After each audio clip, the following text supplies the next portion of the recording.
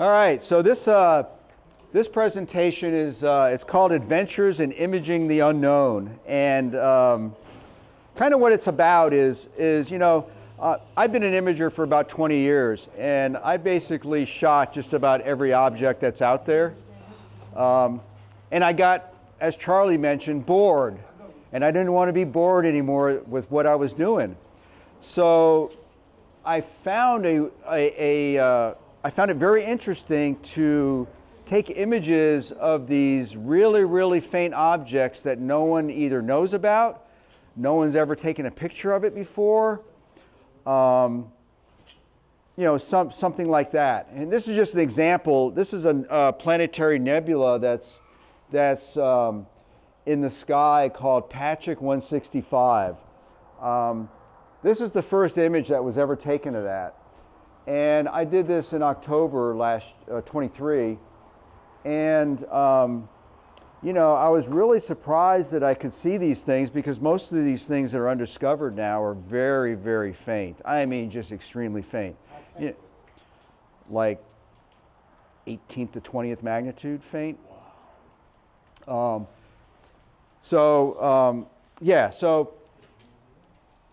I started this in 21. I was looking for more of a challenge over something. I saw people that had posted these really cool images on Astrobin that I never heard about before. I'm like, man, where did that come from? And most of these were of really, really faint planetary nebula or objects that weren't discovered, because some of them were new discovery images. And I wanted to know, how did they find these things? Where did they come from? This is an example of this thing that maybe you've heard about, maybe you haven't. It's called Hecathorn Feason Gull 1. Those are the three people that discovered this, along with Abel 6, which is a known planetary nebula down there. This is a Bauschock nebula, and I saw that on Astrobin. I'm like, that is really cool. So I tried my hand at it, and that's kind of what I came up with for about 42 hours worth of exposure time. I have a Stellarvue SVX 152. It's a 6-inch refractor, but I'm shooting at f8.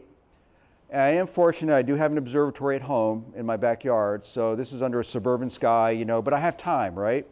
So what would take me 20 hours to do here takes me double the time at home because of the lights, but I can do it, and I'm retired, I have time. So that's a really, really interesting object, and there's quite a few images of it. It's become pretty popular on Astrobin. Luckily, this was really interesting. I was able to make image of the day with this one, and there's all kinds of nice images of this same object on the site. So I became interested in doing stuff like this in 21, things that are really, really faint.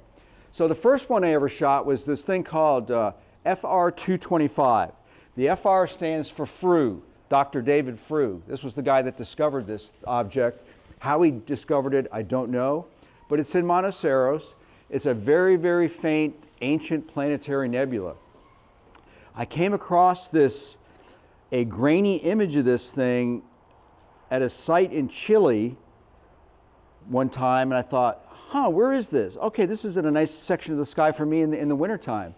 So I decided to try my hand at shooting this, and that's what I came up with. Here, you can see it. It's right here. It's this arc, and here's kind of what it looked like in HA in 03. So that piqued my interest, and I posted this, right? Well, about a month later, out of the blue, I get this email from this guy in the UK, and his name is Saqib Rasool. And come to find out, this guy has been working with these teams of European imagers and has cataloged this list of things that nobody knows about that's out there.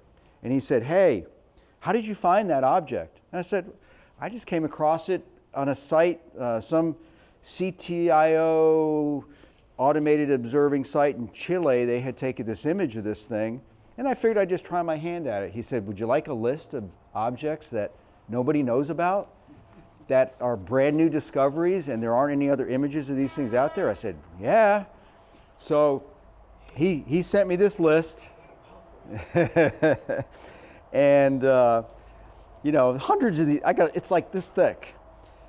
And most of I mean, these are known objects because they've been, you know, somebody has discovered them, but there's nothing out there that shows you a nice pretty picture of what they look like. That's the problem.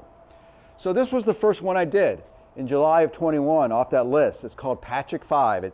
It stands for Dana Patrick. He's an amateur astronomer. He doesn't image at all, but he looks at these old plates and he discovers these objects that others have missed. And he's got like 15 or 20 discoveries under his belt. He works for the VA out in LA, and at night, that's what he does. He looks at, you know, that's his passion. He looks, so he discovered this thing, but no one had ever taken an image of it before. And that's kind of what, it looks like an egg. You know, it's got a bunch of O3, which is the blue, and some HA over here. A nice hot central star, which is typically a dwarf. And I spent, you know, close to 30 hours on it, but it's like, he saw that and he's like, that is pretty cool. I never knew it would look like that. And I'm like, well, I'm glad you like it, Dana. And I'm glad I was able to image it for you. Here's another object that's got a little story about it. This is the first deep color image ever taken of this thing. It's called FR 230 in Andromeda. And I spent about 33 hours on it. And it's got this really cool HA area here, O3 in here. And it goes, you know, it's got a couple other designations. It's pretty, you know, it's not too small. It's 23 arc minutes in size. But if you took a regular RGB image of this area, you would never know anything was here. Nothing. I mean, there's absolutely nothing shows up. It was found by Dr. David Frew again, and also by some Chinese astronomers. And it's listed in this database of planetary nebula called HASH, okay? But this was the first image that was ever taken of it. The guy, Sapkib, said, man, I mean, we had no idea it would even look like this. So what happened? About 6 months later, I get a call and an email from this professional astronomer at Penn State, Dr. Robert Bond. He's the discoverer of these other objects. They're called EGB objects, but he's a professional. He's discovered a whole bunch of them. He says, I just saw your image. How did you find this thing? I said, well, I got this list from this guy in the UK. He says, we're doing professional spectroscopy on this object, trying to figure out what it is. How would you like to collaborate with us on this professional paper we're putting together? We'd love to use your image. And I'm like, really? I'm like, man, all right, sure, you can. How many do you want me to send you? I'll send it to you. So this was the final result of the paper, and it was determined that it's probably not a planetary nebula. It's probably just what's called an ISM nebula, interstellar medium. It just happens to be excited by some stars that are in the background of near where this gas is. Didn't have all the properties, but I thought, you know what? Here this guy gives me this list. I got this really faint stuff, and now this guy is calling me to be on this paper, and I'm like, that's pretty cool. So, I mean, then I got really passionate at it, and I'm like, man, this is really fun stuff, you know, to put this stuff out there. So, in November, I spent 46 hours on this little thing called FR 223, discovered by the same Dr. Dave Frew. And this ended up being the first color image of this thing, of this potential planetary nebula. They don't know yet. They haven't done a lot of the background spectroscopy on it, but it's got some faint HA and some faint oxygen-3.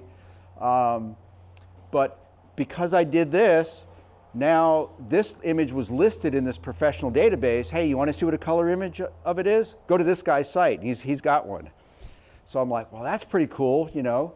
And so I was like, what can I do next? Well, here's this object called Patrick Stratner Dressler number 6. So PASTDR6. So PA stands for the Patrick part, ST for the Strautner part, and Dressler part, the DR. And these guys, Strautner and Dressler, are part of this team over in Germany. They're amateurs. They've discovered loads of planetary nebula. I sent this to them, and I emailed them, and I said, hey, this is an image I took of this thing. And it was the first, color image that was ever taken. They emailed me back, and they said, wow, that is really cool. He goes, how would you like to take some images for us of this other stuff? And they gave me some stuff, and I'm like, sure, I can do that. I got time. I'm retired now. This is the passion part of what kind of Charlie was talking about earlier. Something different, to expand my mind. So I did this one here. This thing called STDR44. It's in the winter sky of Monoceros. I spent 35 hours on it. And I sent the raw data to them, and they're like, you're the first guy that's ever taken a picture of this. You get to name it. What do you want to call it? Like, really? And it's got this really cool, this is it here, and you're kind of looking at it on the side. To me, this looked like a heart, right? Yep. And here's this HA that's going this way, and there's other little potential planetary nebula that, because of this image, was now upgraded to what's called a probable planetary nebula, and the professional databases were all changed with my image. And I was like, oh, that's pretty cool. So I decided to call this thing the Heart of Monoceros. And it's got this really cool little area of HA in here, and this little thing here. And this screen doesn't do it justice compared to what's on my screen here, but it's a really, really cool object. And yeah, it's here's a little better shot of it here. And here's that's the other one that because of this HA arc above it, that's why they upgraded the status of that. But this thing was kind of cool, and it had this really cool shape with this O3 in the middle. And hey, I'm in suburban backyard, and here's something that no one, has seen before. Like, wow, this is pretty cool. So I sent them the raw data, and Marcel Dressler actually processed the data for me. I gave him my version. He showed me his version. I liked his version better, so this is his version here.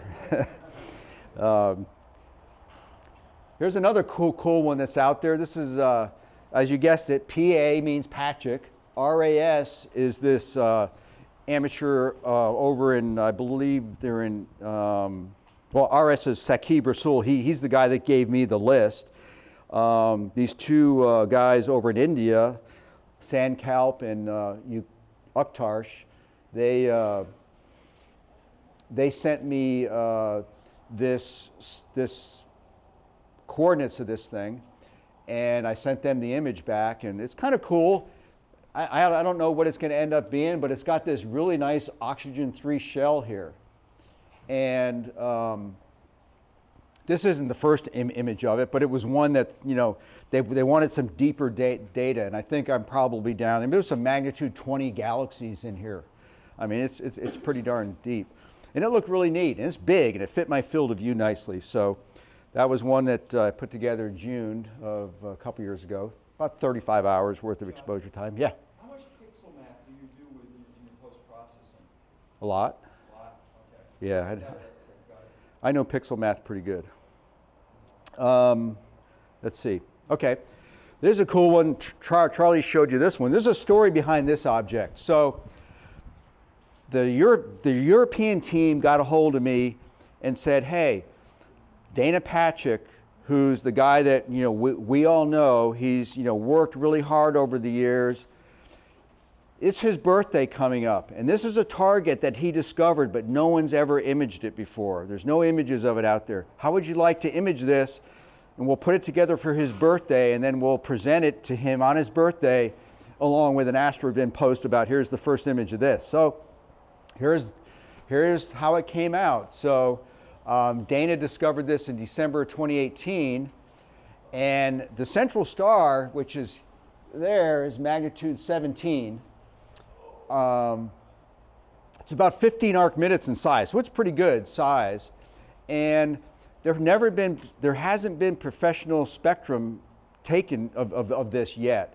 But the most likely idea is the image is going to force that to happen, because that's how a lot of, believe it or not, a lot of professional astronomers, you know, they find out about what amateurs are doing these days, and that's how they determine, okay, let's put this on our list for Hubble or whatever they're using to take the spectroscopy. So, White dwarf, right? what's that? You say that's a white dwarf. Yeah, typically it's a white dwarf if it's in this, at least that's what the central star is, if it's a real planetary nebula. So I've spent about almost 60 hours on this, and everybody was just blown away at what it looked like, because no one had any clue what it was. It was like nobody knew what to expect. Old man on the mountain. Yeah, and Marcel processed this, and that's what it looked like. And that's the end. This is probably the one I'm most proud of, because we had no idea what the thing was even going to look like. And I did this from suburbia.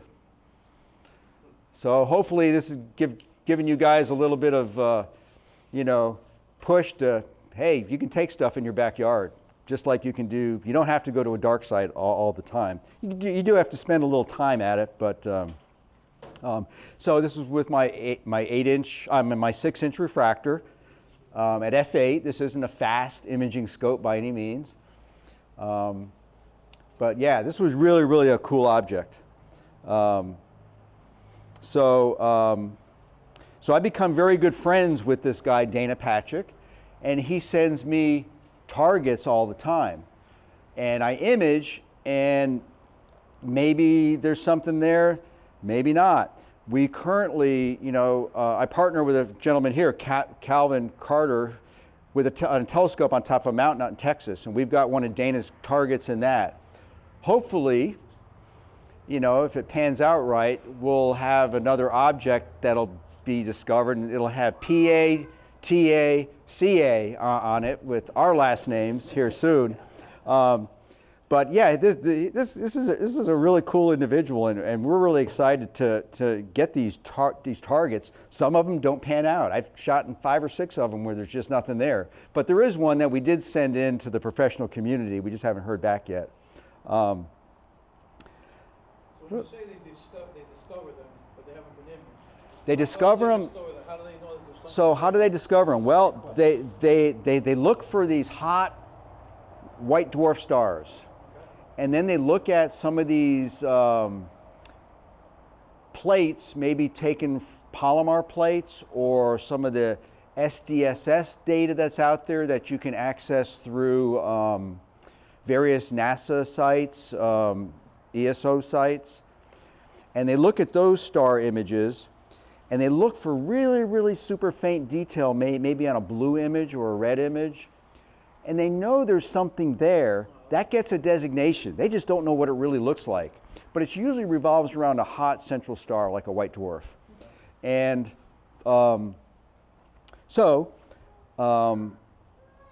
this is one here, STR55. You guys, this hasn't even been published yet. So you guys are the first to see it outside of me.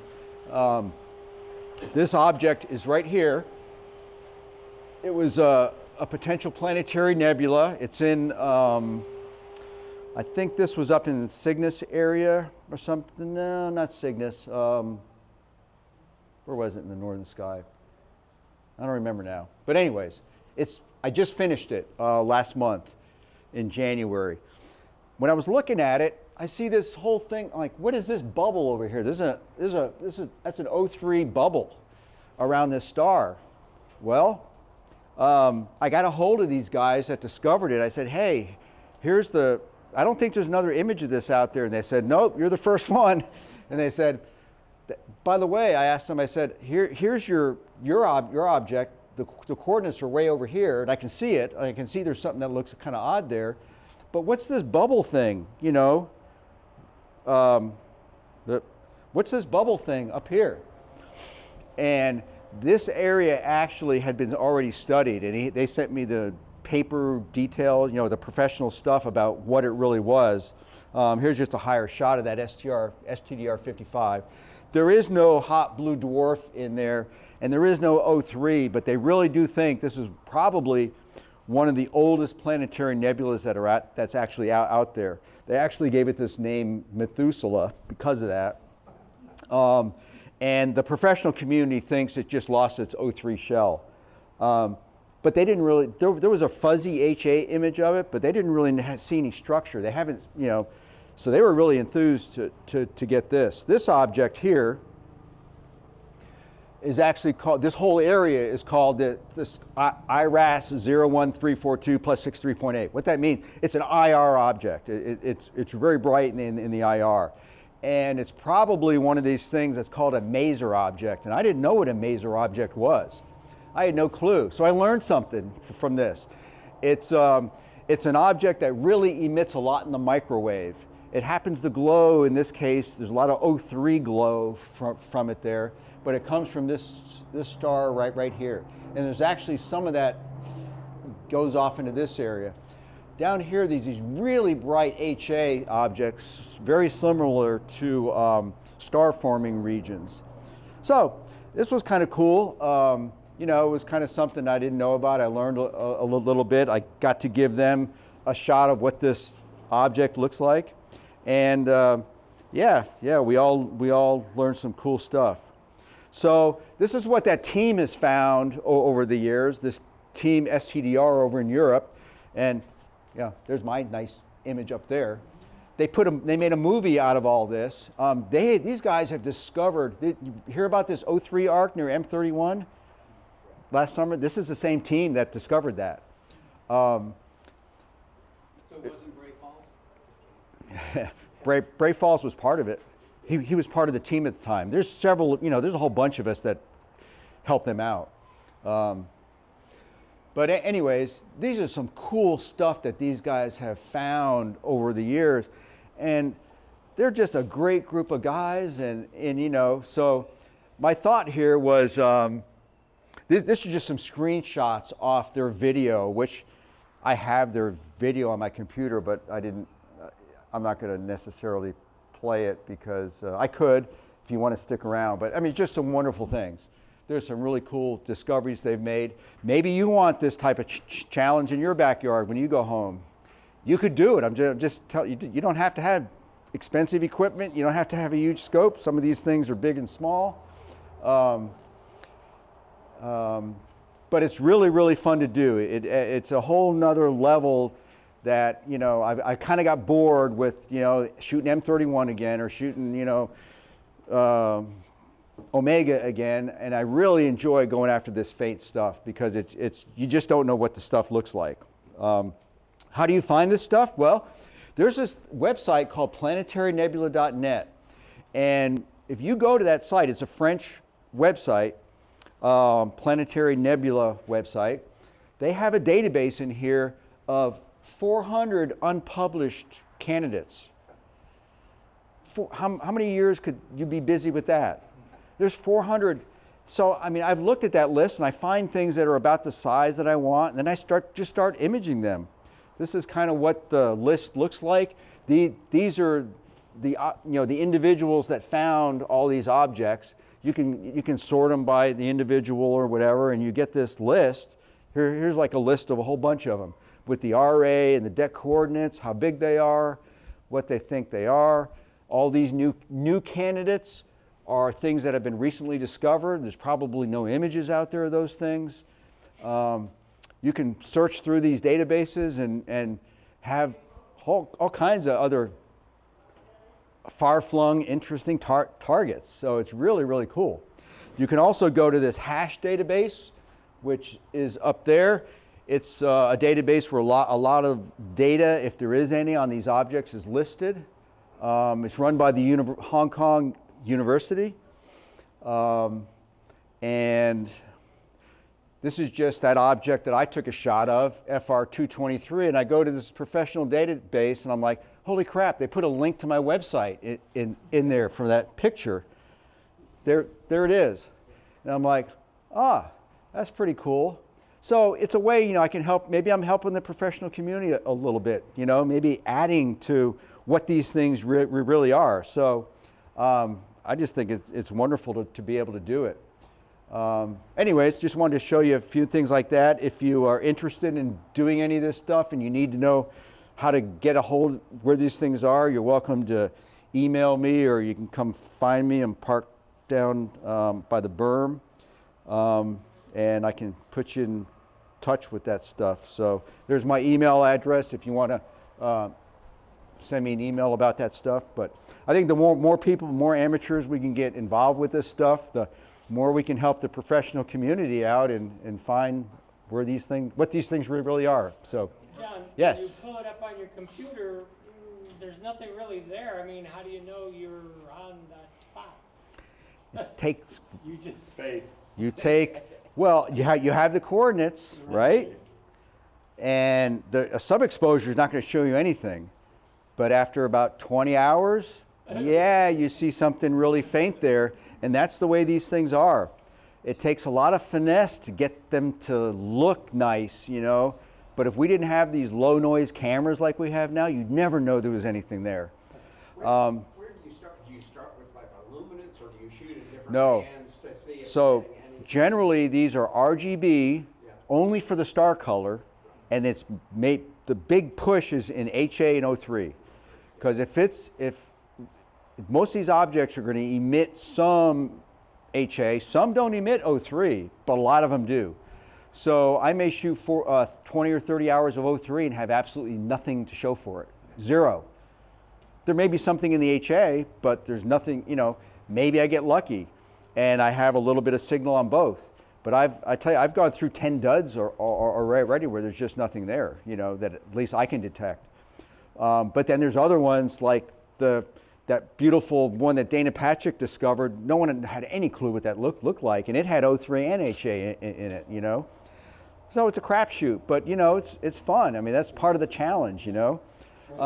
Yeah, but if you go to the coordinates are pretty accurate. Usually the coordinate is associated with a hot central star.